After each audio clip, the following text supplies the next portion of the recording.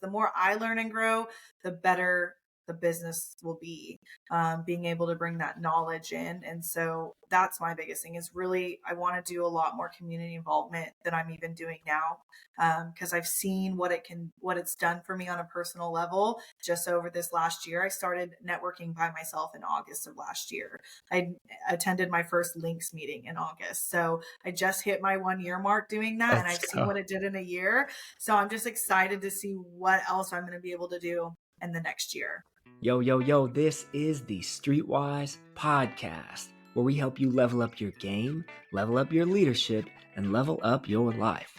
I'm your host, Matthew McReynolds. I'm a multi-brand franchisee, and I'm a franchise consultant, which means I help people find, launch, and build their ideal franchise business. My main goal is to help you get off of zero and become the person that your dreams need you to be. Buckle up, get your popcorn ready, let's go. I've known you for I don't even know how long. And of course, when we do this, I would say your last name wrong. Now we met, I know, in November or something. Cause I remember we went to that event together in December. I saw you at that event in December for David Garcia, the foundation. Oh, the gala. Yes. Boomerang Harris Gala. So that's right. That's when you met my husband, and that's when you and I chatted a little bit more. And so, yeah, I mean, and we're already in August, so it's been 8 or 9 months now. Isn't that crazy? Your kids are at school yet? Did you guys start already? Yeah, my oldest started elementary school last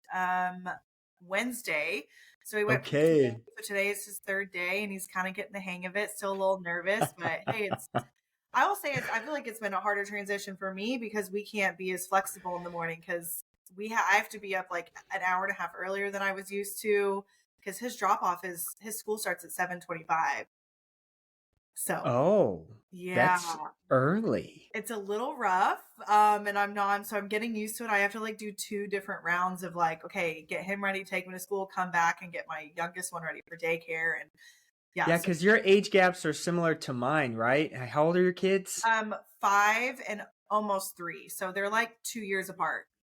Okay, so I've got 6. So my oldest is going to first grade, and then my middle is 3, and he's going to preschool for the first time. But it's at the same school, so the drop off is going to be the exact. Yeah, it's going to be easy. I just can't drop my younger one off at daycare that early because no one's there, and I feel so bad. He would be in some random classroom with random kids.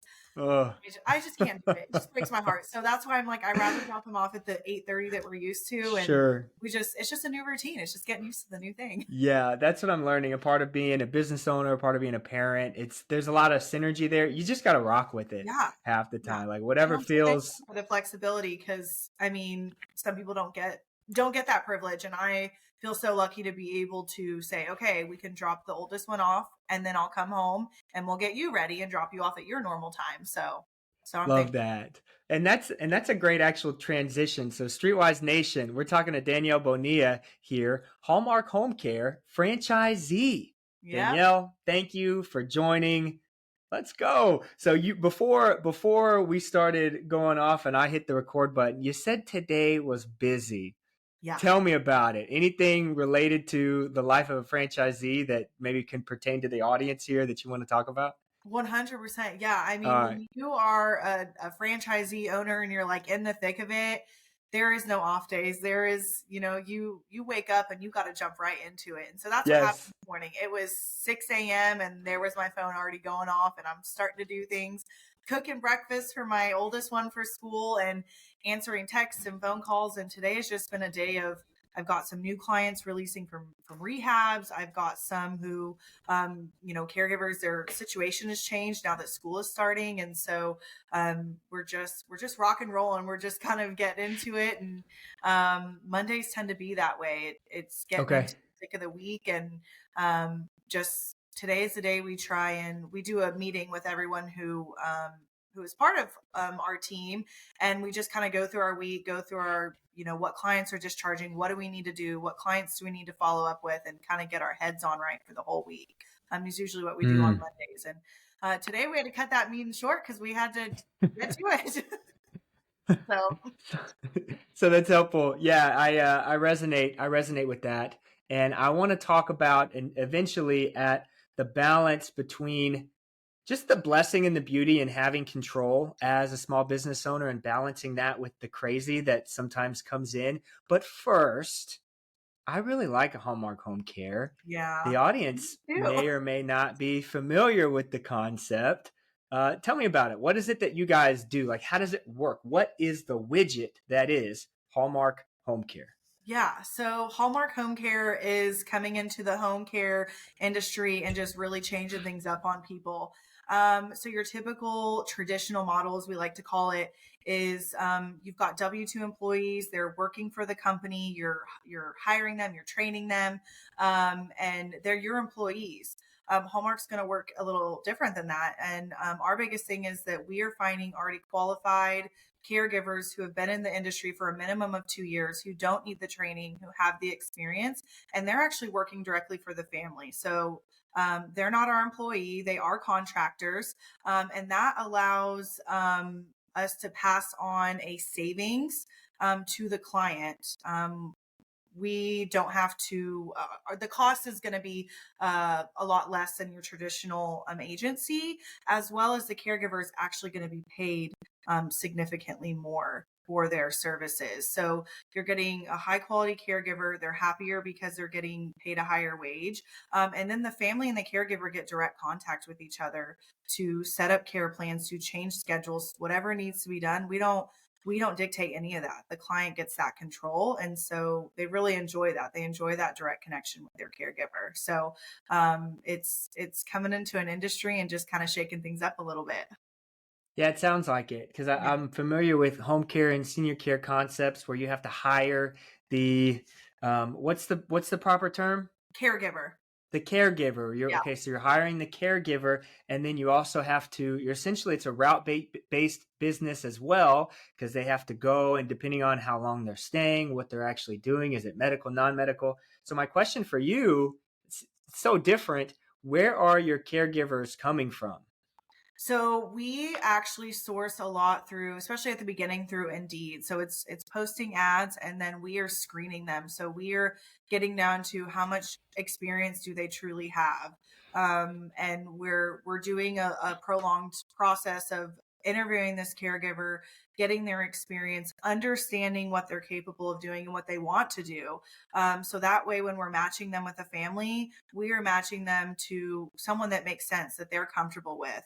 And then on top of that, they do the background checks. So they have to have a clear background. Every single one of them has to. We're doing reference checks to make sure that they truly do have the experience that they say that they do.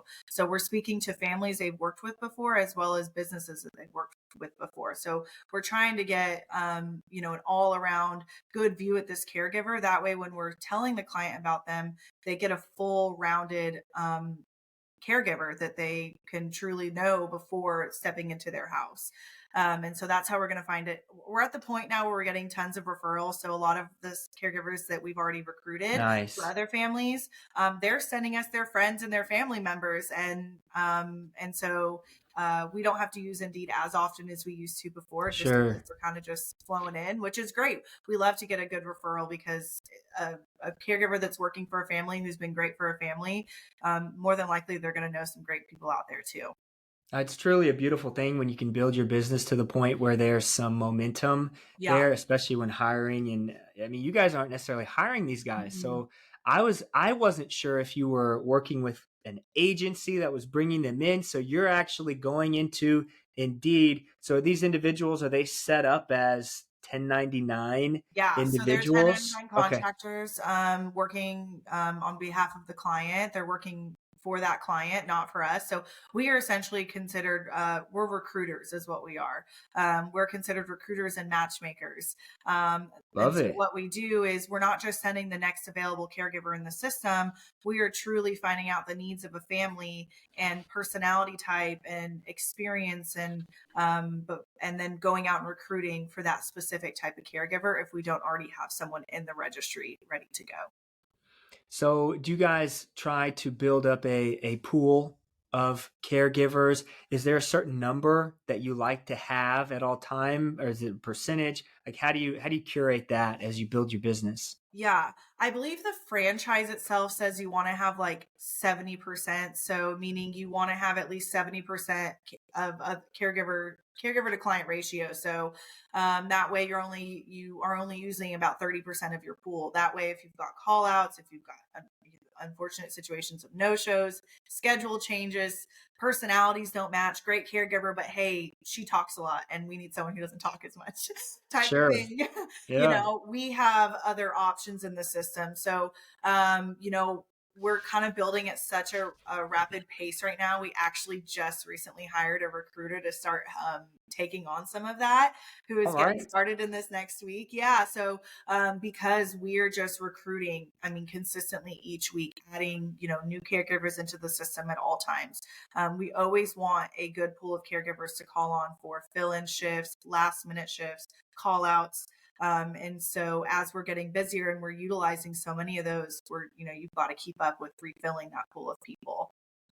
So where does most of the time, where's your time allocated and kind of the leadership? We'll get into the ownership breakdown of the organization because that's close to my heart, how Yeah. you guys are broken up. But yeah, where I guess as a franchisee, where is your time mostly spent? I'll ask it like that. Um, right now I'm mostly spending recruiting. Like that's where Okay. I'm currently spending so much of my time. But I'm wearing a lot of different hats. And so, I'm recruiting, I'm out marketing. That's how you and Yep. I met.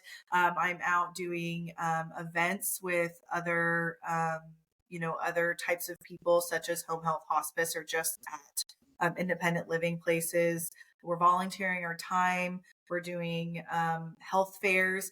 So I'm kind of doing all of that, which is a big reason why we're bringing in a recruiter because, at some point something's got to give. And so those things that I'm out doing in the community are very important to me.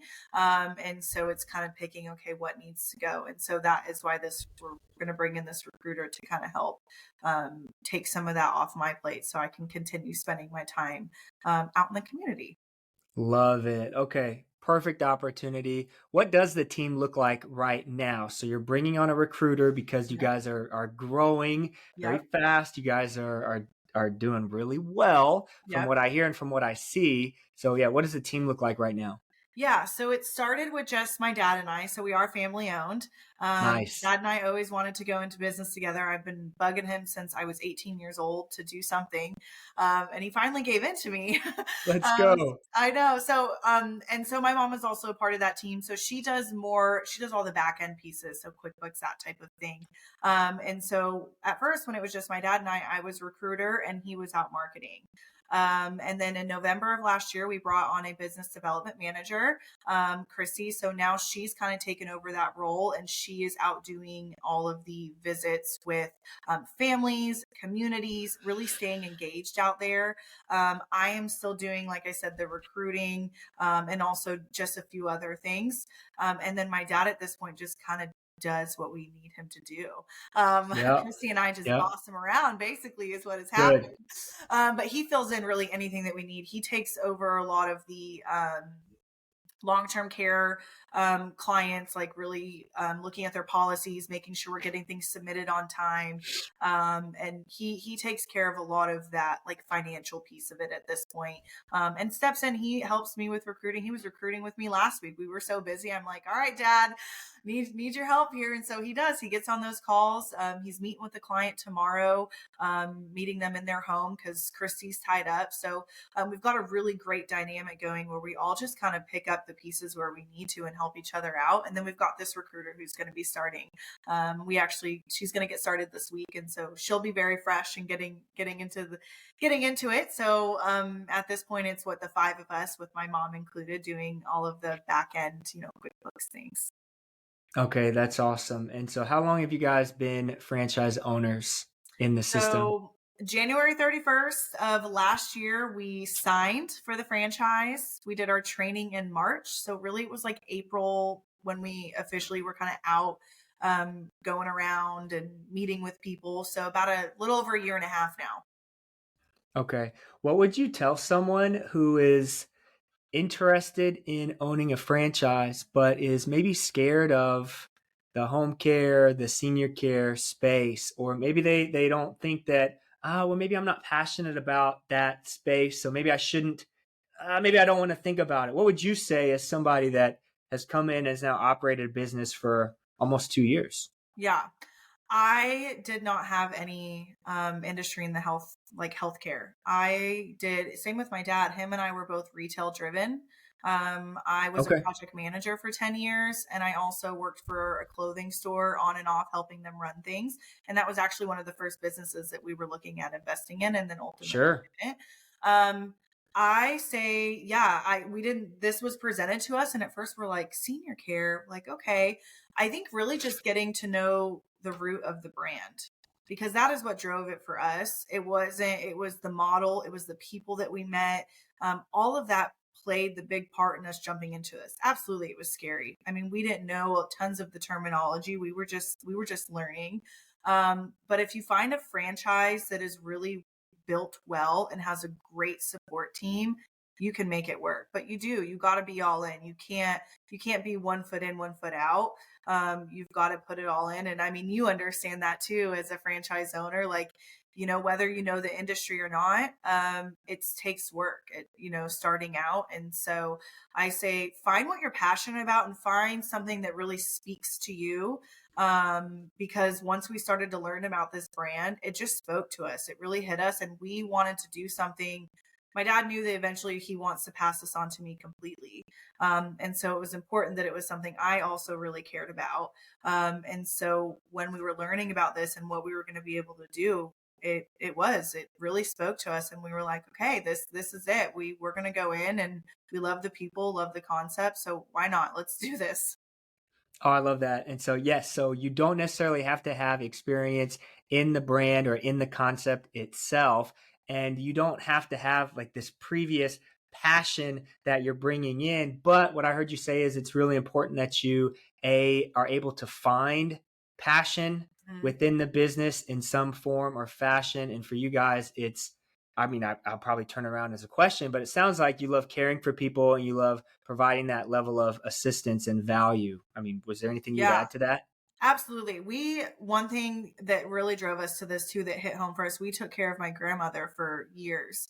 And There it so is. we were familiar with how it looked with loved ones taking care of another loved one and how hard it was. Wow. Yeah. And we, during the time of taking care of my grandma, had no idea that home care was even a thing. So we did know a little bit about this type of world and what it looked like.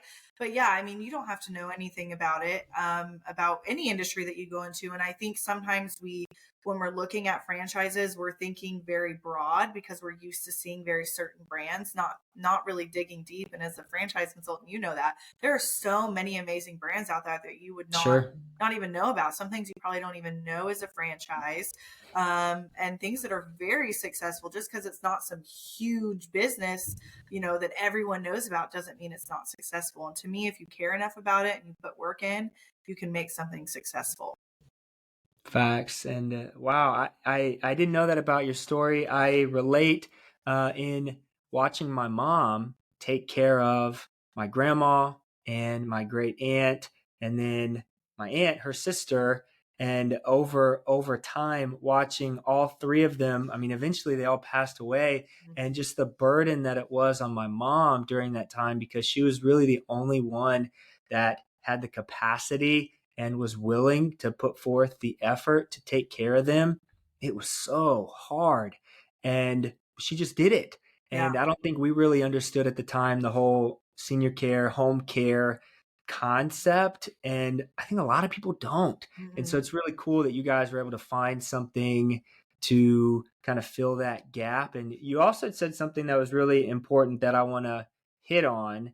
And a lot of people are looking at different franchise concepts and they can get caught up in they look sexy, it sounds really Mhm. cool, but they'll go to discovery day, and if you're not truly impressed with the founding story or the support staff, and if there's any red flags there or yellow flags, they kind of just ignore them or roll through them. But truly ensuring that, no, I'm actually really impressed and I love what you guys are building. And I find that I can be a part of that. That's a big thing that a lot of people roll over. What was it about the Hallmark home care team that stuck with you guys? Were you involved in that part of the process? Yeah, that Tell was me about it. great. Um, so initially when we met with the team, um, we had talked to multiple other companies. We even talked to another senior care company that was your traditional Sure. model that is very well established. And Sure. something about Hallmark, and it truly came down to the team of people that we were talking to. The owner, the gentleman who built this concept, because he has a traditional model as well. Mm, But meeting him and hearing why he was doing this and how long he has spent building this model. He spent 8 years working on this, fine tuning it, working with lawyers, making sure that things were up to code, and wow. really finding those key points, those struggles that were being dealt with in your traditional model. So him, as well as at the beginning, there was only about 2 or 3 people on his team because we were one of the first franchisees of That's this model. right. So there were 2 others ahead of us, but they came pre-pandemic, and then they took a halt to it on, trying to build the franchise.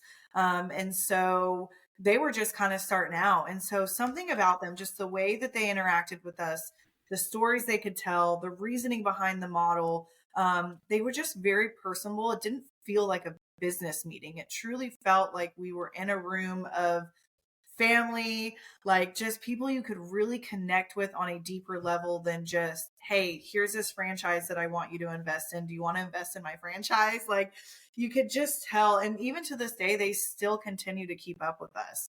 I actually was just talking to one of them over the weekend. Like you just get this very personable experience with them, even with how much that they've grown in the past year and a half. And so I will say it truly came down to the people. Of course, we had to look at numbers and you had to look at those types of things to have it make sense. But sometimes that's not the only thing, because just like you said, numbers can look great, but if you've got a team that you're kind of not feeling, imagine how it's going to be once you hand over that check and you're done. So you really got to. I think it truly comes from a feeling when you're doing that type of thing. 100%. You kind of talked about when you guys first got started. Tell me about that. A lot of people they they leave what they're currently doing and transition into franchise ownership because of a pain point for some reason or another. Maybe they want to leave their job, maybe they want to do something for themselves. Whatever it is, oftentimes there's a pain point that leads to getting into franchise ownership or entrepreneurship in general. And with the launch of the new journey, there comes a lot of excitement and Mhm. energy and motivation. But then you start. And when you start, you get punched in the face. And then you got to figure out how to overcome obstacles. So Yeah. I'm always curious about how entrepreneurs and how franchise owners dig deep in order to overcome those obstacles. Because I think people just can learn so much from those pain points and from those lessons that you guys experience. So maybe walk me through the narrative of when you guys first got started. What were some of the hard things that you had to kind of rock through and grow through? And then what did you learn on the back end of that? Yeah, absolutely. Um, and I only say this because my dad has said this. So when we first got started, we were going really well. I mean, you're like you said, you're excited. We're like reading manuals and we're like really digging deep, making notes and spreadsheets and then you get going and you're realizing, it's not as simple as it sounds on paper. I mean, you've got to Sure. put in work. Any Yeah. business, you have to put in work. And when you're coming Yes. into an industry that's new and not quite understanding it, that is when we started to have a little bit of a hard time. And I think there was a little bit of discouragement. And my dad will even admit it because he's admitted it out loud before, that he did. He started to feel a little discouraged. And so I would say probably about June. So I said we started April, or we got a really good start. We got an accidental phone call. Someone was trying to call a Hallmark healthcare out of another city miles away from us and got us. And that was how we Okay. got our first client. And it happened like a week into us getting started. So, I mean, we were excited, so we get going, we've got some clients rolling in, we're building these relationships with some rehabs, getting some referrals, but obviously it's not like booming, it takes time. It takes at least 6 to 8 months to build a relationship with a new rehab. Facts. So come June, we had some clients who unfortunately passed, some who, were done with services, and it was like, boom, like all of a sudden, and we could feel it. And my dad, I think, was feeling a little bit discouraged. I was still doing all this back end stuff. I wasn't even getting out yet. So finally I was like, Dad, we're not getting out enough. We're not doing it. Of course he's feeling discouraged. And so it's hard for him to want to get up and get out and go when he's feeling like, what am I doing wrong? What am I doing wrong? So that's when I found actually the McKinney Chamber, and I found all these groups that I could go to. And I was like, I'm putting a jacket on and I'm going. I've never networked before. And that is kind of what got my dad. He was like, okay. And he started going to the Senior Services Alliance and with the McKinney Chamber. And he, to this day, will tell people that if it wasn't for me kicking him in the butt saying, Dad, we got to get out, and things are not just going to roll on. We got to get out. We got to move past these emotions of feeling down in the dumps, because no one's going to make it happen but us. And he knew that. But when you're feeling that way, it's hard to motivate yourself. So I kind of had to be that motivator for him. And so him and I started getting out and going to different things and doing things together. And I think that really helped. And then all of a sudden, come like August, September, like we were really rolling. And then we got to a point where we hired Christy, our BDM, in November, which was not even the plan. We were not even planning to hire a BDM until probably about this time, where we're at right now, August of this year. So it just moved quickly. And I think once we finally got out there and started talking to people and really getting involved in the community, we didn't realize that was such a big part of our industry. So that was the biggest thing. It was just really finding that motivation. And so now when I'm able to talk to business owners who are just starting out, I actually had a friend the other day, he was going through the same exact thing that we went through. And I said, Dad, I need you to call him, and I need you to tell him what you went through, and explain to him how he needs to just buckle up and just go to those meetings. I know you don't have the motivation to wake up at 7 a.m. right now and go to a meeting, but do it, because you will thank yourself later. And so we're able to help people in that sense, because it's hard. It's really hard when it's just you. I mean, you know how that is. You don't have somebody else behind you that's, making you go do it. Like, you have to be the person to make that decision. So, that was probably I would say June of last year was just not a good month for us. It was the worst month. But once we got past it, we've been doing really, really well. So a couple of things that I got from that. That was an amazing breakdown. And I had actually just written down maybe a few minutes ago a question of how has the community engagement affected your business? Because I see you guys as being very involved now. And from what it sounds like, it's everything. And for the line of business that you guys are in, it's been super helpful. And I know you're actually on the you're an ambassador on the chamber now. Explain that to me. I'm part of the Links committee. Okay, committee I'm also member. part of the Senior Services Alliance committee. Both of those are with the McKinney Chamber.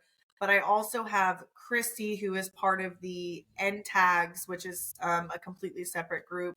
She is on the committee of NTAGs. And so, the community involvement was huge for us, because that is how I've met people like you, who you don't even realize. I think you get so suckered into your industry. Whereas, that piece is obviously important. We do tons of stuff with independent living, memory care, those types of places, rehabs. But I also do a lot of stuff that's not even part of the senior community. And I've met such great people, whether it's referral partners who I can send to the seniors that we bring in, or just people who have taught me so much and have helped me grow. If you would have asked me last year at this time, would I ever be on a podcast? Would I ever be on the committee of a chamber? I would laugh and say, heck no. Public speaking, not happening. And now it just happens. You're holding down the mic every Wednesday. I never have done any of that before. And so this business has really brought out a different side of me and made me move in out of my comfort zone, which I've really appreciated, because I'm doing things that I would never never have thought I would be doing. And so it's great. I mean, I'm even doing things like running 5Ks, which has nothing to do with my business, but I feel like because I've gotten so out of my comfort zone on so many other things, I am like now doing other things as part of my life that you would never catch me doing before. And that's what I really wanted to do specifically this year. So that is why I've done some of the things I've done. Yo, thanks for listening this far. It's at this point in the episode that I want to talk about Streetwise franchising, teaching, training, building. Streetwise franchising. As a franchise consultant, it's my job, it's my absolute pleasure, and it's my mission to help aspiring entrepreneurs find, launch, and build their ideal business. I've been a franchise owner for almost a decade. I know what it means to struggle. I know what it means to build a team. If you're ready to get off of zero, if you're ready to build something for yourself, visit streetwisefranchising.com. Let's get the conversation started. Don't wait until tomorrow to build your future. It starts today. Streetwise franchising. Stay humble, stay hungry, stay streetwise. Let's get back to the episode. Well, to speak into you a little bit, I mean, knowing you for not even a full year yet, I have literally seen your personal growth take place, and it comes through just you're growing your circle, and you grow your circle, you get put on bigger platforms and pedestals, and then you see opportunity that's out there. And anybody that is an entrepreneur, a business owner, or just somebody that's just ambitious and willing to grow like yourself, you're naturally going to continue to absorb those opportunities like a sponge. Man, just where even to go after this? I have so much that I want to talk about. Earlier, you talked about being discouraged, and you got a little quick start, and you're like, oh man, we're about to take off. I felt that personally with launching my franchise consulting business and doing a bunch of content. I think within the first 3 or 4 months, I got a ton of engagement. I got a ton of people that were starting to reach out because I was being consistent. And then this summer, dang June, something about June, where it just all fell off. And I was like, what am I doing wrong? But sometimes it's just the seasonality. And I think in any business, it just takes discipline. It takes consistency. It takes longevity, because you're right. Any relationship, not just a home care relationship or an affiliate business relationship, it takes time to become someone that people know, like, and trust to give you the business. And then the other thing that you said before I ask you my next question, you talked about, or let me phrase it like this. I made content the other day about the importance of the side quest and the importance of adding value to people who you didn't necessarily think were like your go-to people. And so often we can get stuck and we don't really know which way to turn. But if we can give value to somebody that's right next to us, which we're around other entrepreneurs in these community chambers and networking places that facilitate the opportunity to grow, by adding value to somebody, they might know the person who knows the person who's going to solve the exact problem that we're going in. 100%. But if we don't engage in any way, that will never happen. And so you gave a great example of that. I'm just reiterating it. All right, here's the question though. Okay. Man, working alongside a parent and also being a business partner with a parent, that is something that very few people on this planet probably understand. And here's two of us talking about it. Yeah, because you worked with at a very you still do high level.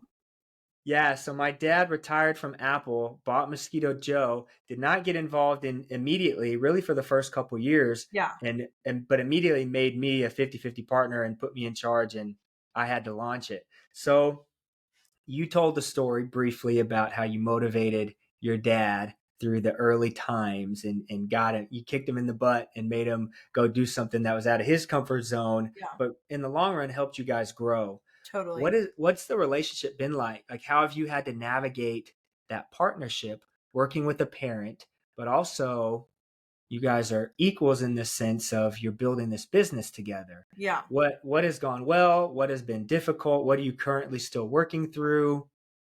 Yeah. So honestly, I feel like this has brought my dad and I way closer together. We've always been close. My mom by far is like my best friend. Like she is my go-to for literally anything. I still call her for what I would consider just dumb things. But it's Yeah. like that person that you just Sure. call. And my dad is that same way. And him and I are like the same person.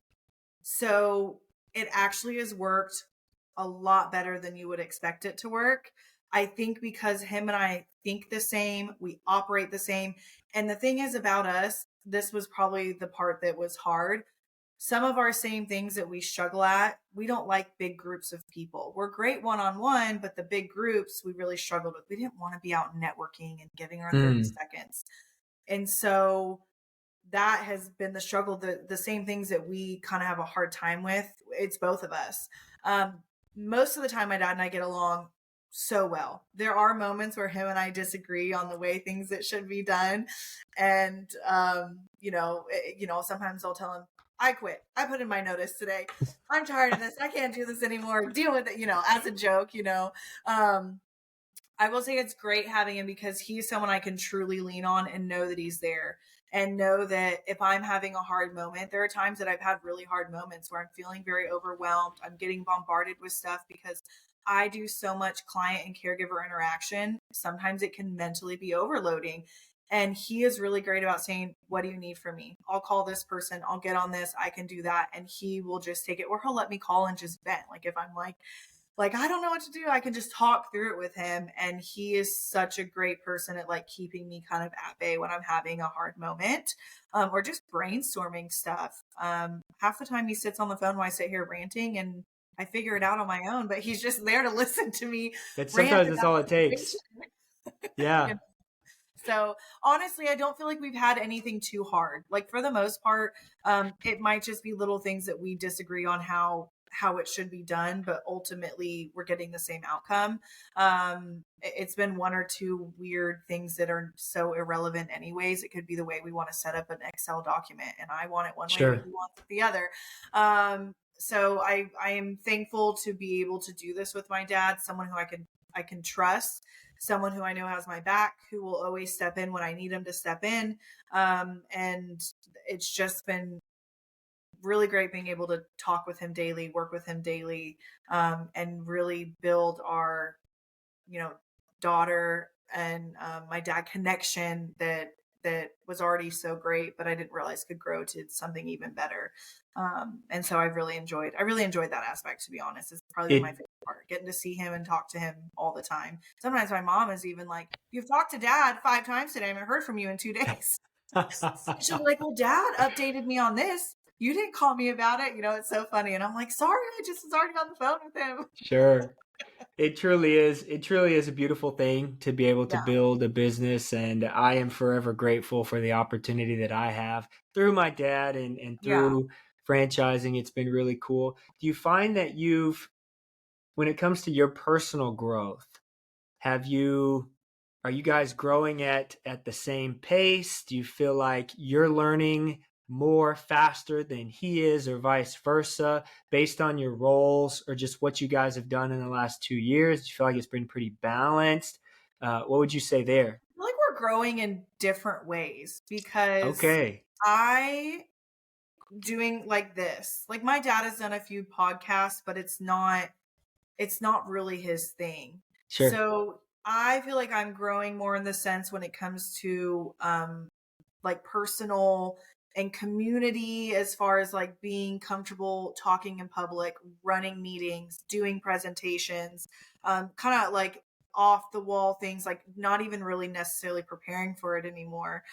Whereas my dad would probably be in his office practicing before he gets on a call. And I feel like his growth is going to be in a completely different area because he is dealing more with the number side of the business. And he's constantly looking at our growth as far as like clients and caregivers, and how long we're retaining someone, and how many partners we are working with, and how many referrals they've sent and we've sent. So he is dealing, like his knowledge in that is really growing, and getting better in that area, whereas I'm kind of growing. So it's growth in 2 different areas, which I think Yeah, complements each other. for sure. But something we've talked about is eventually I am going to have to take over that. So I keep telling my dad, I keep joking, and I'm like, I can't do the number. My dad's a numbers guy. Like his license plate on his car Same. literally says numbers. I can call him with the most off the wall like math question and he'll spit out a number and I'm like, I don't Same. that is not me. And Yeah, me so I'm neither. like, you're gonna slowly have to transition some of these spreadsheets over to me, and like really you're gonna have to teach me some of that. So right now we complement each other so well, and the aspects of the types of things that we're doing for the business and growing it. And so I'm gonna have some learning to do when he does decide to pass the baton on some of those things. I'm like, slow, Facts. Dad, slowly. Yeah, no, you're naturally gonna you're definitely gonna want to be in it enough and know enough in order to be dangerous and not to be taken advantage of by anybody on your team. Yeah, But because that's not your strength, and just you didn't pay for this advice, but just speaking into you, just because I speak into the audience in this way, it's a blessing when you're building a business to be able to build a team around your yeah, weaknesses. And so if you know that it's something that you're not personally strong in, you can bring them on. delegate some of those things. Yeah, like It's funny you you don't. say that because you think like my dad, because my dad is very much a person who knows he's not one who says, well, I'm good at everything. Like he's like, okay, where am I lacking at that I can bring someone in, who can do this better than me? Or who can I train to be better than me? That is There it always his is. models. Who can I get for this? And that is There it one thing is. about Christy is she is fantastic. She is great at connecting with people. She loves to just hang out. She loves to talk. She loves to learn about people. I mean, my dad is that way too, but I think too, because she's a mom, she's a woman. There's just a different sense when you're dealing with Absolutely. a man versus a woman. And so he knows that she's great at that. So for him, he's like, I'd rather pay someone to do this than for me. Like why? I need to do something else that is beneficial and let her take care of that. Same when it comes to like the recruiting part. He does not want anything to do with recruiting. He doesn't want anything to do with the back end admin stuff. And I love it. I love that kind of stuff. And so that is why we make such a great team, is because he knows, okay, where my weakness is, or who can I find that's better than me that can do this better so I can focus on this piece. So it's funny you say that because that really reminds me of my dad and his mentality. Just No, even with it's good. businesses. Yeah, it's huge. If you can find somebody that can do a task even at 80% capacity, what you could do on your own, because you as the leader and as the owner are balancing trying to do all this stuff. If you can get somebody to be isolated and focused on one Mhm. thing at 80%, it's way better. Yeah. Even if you feel like you're naturally better, it's going to be more difficult because you're literally having to balance the whole thing, which takes me to my next question, which I had brought up earlier: balancing the control that you have in your life as a franchisee, as a business owner. It comes with a lot of control. You're in business for yourself, not Yeah. by yourself. You've got a team now, but it can get crazy, Yeah. right? Like things can just stack up and take over. There might be weeks that you work 80 hours a week, double what the normal person would do, but you have flexibility and control. How do you create balance, or how do you create harmony with your family, with all of it all wrapped together? Yeah. Of course, my ultimate goal is to be done working by the time I have to have my kids, by 5:30. That is Okay. right the goal. Is it always the case? Absolutely not. It's like weekends. Like if something comes up, a new client comes in. The problem is not the problem, but we're dealing with people. And Yes. you can't wait. It can't be, oh, I'll deal with this Monday. I'll send this email Monday. It's no, this person just got released from rehab and I got to get somebody there. So this can't Yes. wait. I have to take care of it. And so, although we might have people who can do some of that for us, they're not going to want to or put in the same hours that we will. So that's where we pick up that slack. So I might go on vacation, but I'm not truly on vacation unless my dad fills in for me. There have been a few times where he's fully filled in so I can be completely off the grid. That's happened about twice now. But it has to be either me or my dad filling in those pieces because you can't fully go off the grid. And so I will say it's some weeks I'm able to do a normal schedule and don't have to put in those extra times because we can get it all done. And then other weeks I can't. And so I think I'm still trying to figure out that balance. And my dad and I were talking about that the other day because I feel like my weekends right now are being so full of just, dealing with client calls and caregiver calls and things like that. I'm like, at some point I need to be able to like shut off for a weekend. So he's like, so we're trying to come up with the schedule of, okay, maybe once a month I'm off and my dad will just fill in for me. Because I am the person who's on call 24/7. Caregiver calls in sick, they call the family's calling me. Caregiver unfortunately doesn't show up, family's calling me. A client needs additional hours, family's calling me.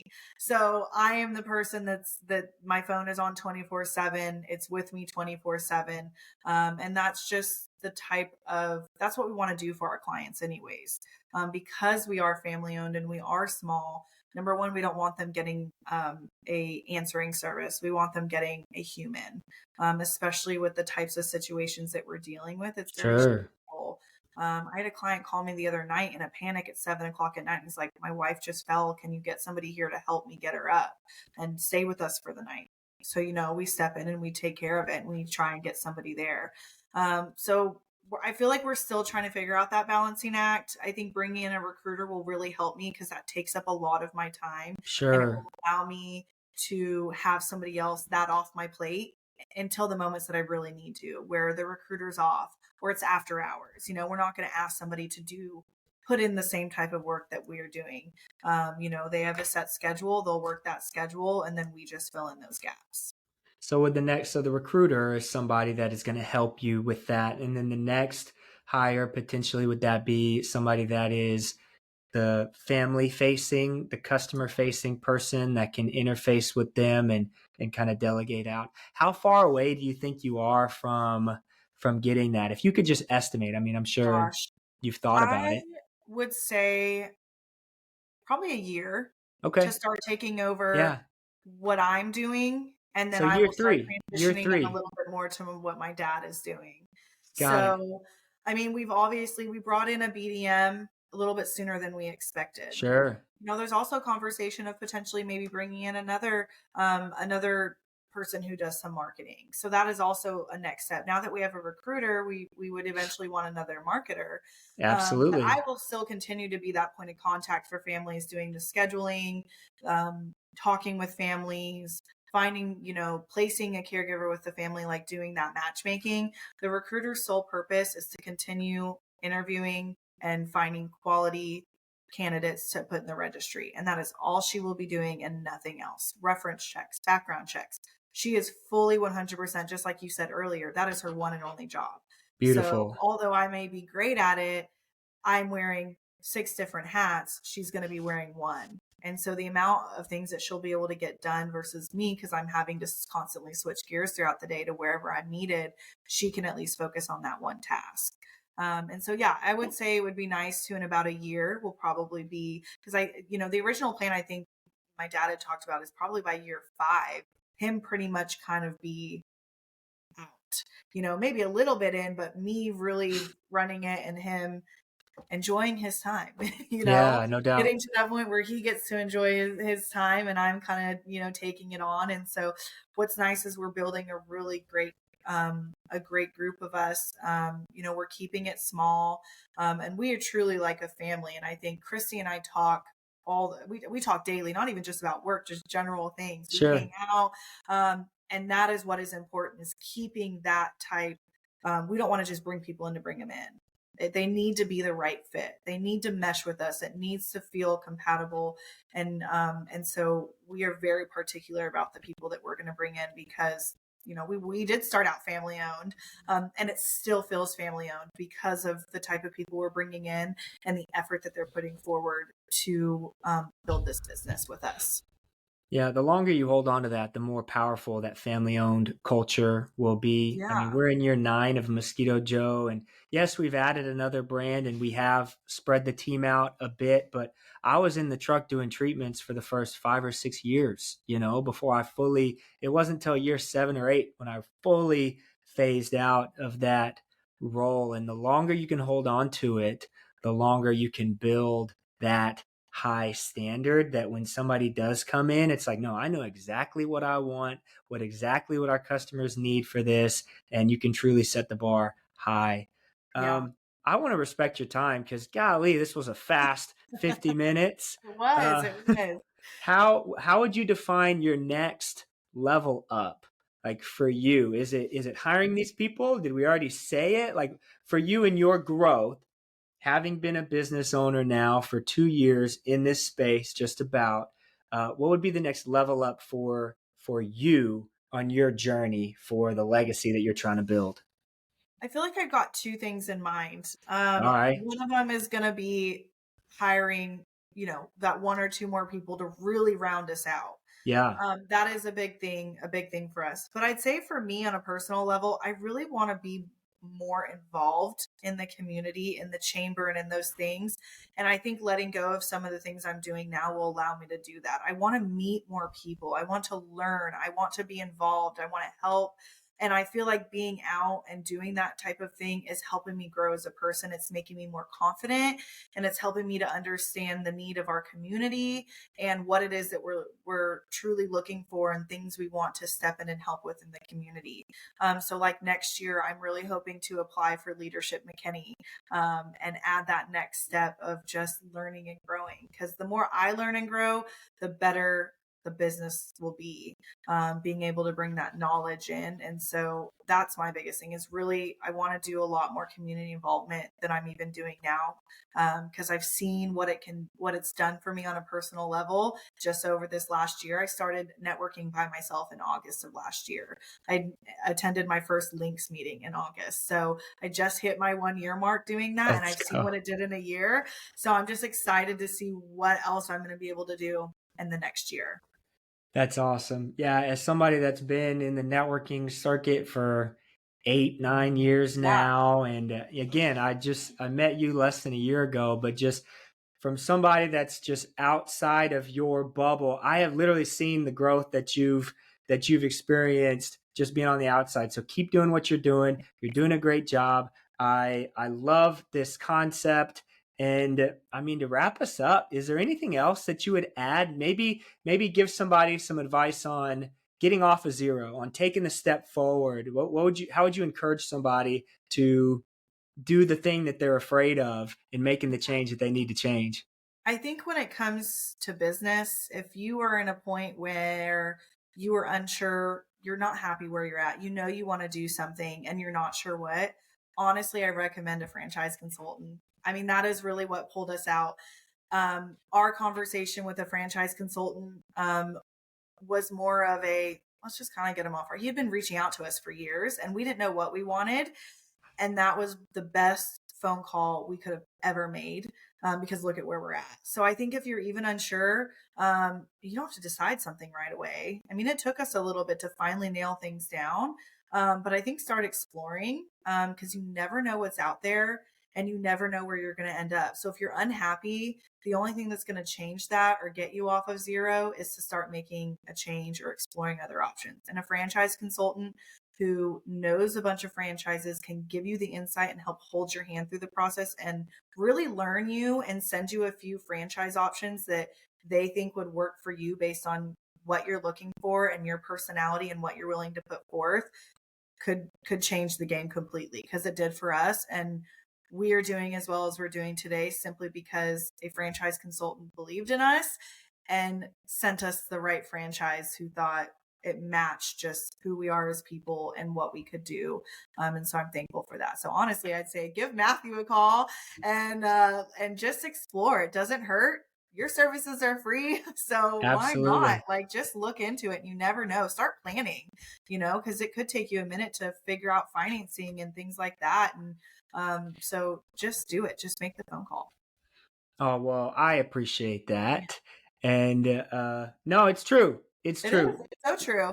Yeah, services are literally free. And if it's something that you're even thinking about a little bit, it can truly go a long way. And I, Yeah, I put myself in this position because I've seen people doing it on their own. We've done it on our own. it's And hard. it's way harder and it's way easier to get taken advantage of in that space when you don't have somebody in your corner. So kudos to you, kudos to your dad, and I'm proud of what you guys are building. To the listener, if Hallmark Home Care is a service that you're interested in, that you think that you would need for yourself or a loved one, look it up. If you're in the Collin County area, call these guys, Danielle Bonilla and her dad. These guys, give your dad's name. Let's give him a shout out real quick. Patrick Dickinson. There we go. Call him up, follow him on LinkedIn. If you're interested in this concept as a potential franchise business for yourself or others, reach out. I can connect you to the team. And until next time, stay humble, stay hungry, stay streetwise. Peace. All right, everybody, that's a wrap. Thank you so much for making it to the end. Hey, if this episode added any value to your life at all, please like it, share it, give me a 5-star review. It's the only way that this show is going to gain traction and help more people achieve their dreams. If you're ready to start your franchise journey, visit streetwisefranchising.com. Let's set up a time to talk. Hit me up on LinkedIn. Until next time, stay humble, stay hungry, stay streetwise. Peace.